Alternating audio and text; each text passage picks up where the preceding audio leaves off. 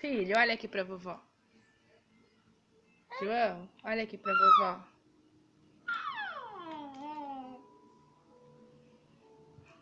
Ele quer colocar em cima da caixa.